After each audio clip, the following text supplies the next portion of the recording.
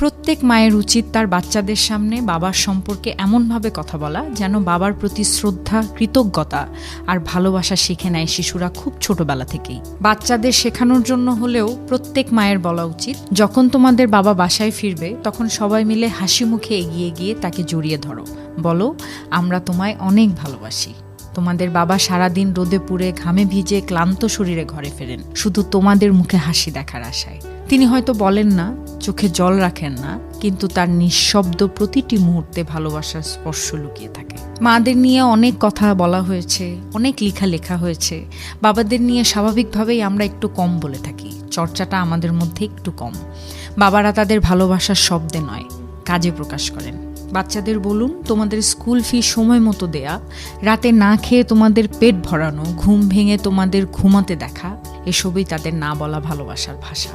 বাবা মানে হলো সেই ছায়া যিনি নিজের স্বপ্নগুলো একপাশে রেখে তোমাদের ঘরের আলো জ্বালাতে নীরবে লড়ে যান। তোমরা যদি তাকে একটু ভালোবাসা দাও, একটু হাসি মুখে পাশে থাকো, সেটাই হবে তার সব ক্লান্তির সবচেয়ে বড় প্রাপ্তি। বাবা কেবল একজন রোজগার করা মানুষ নয়, তিনি একটি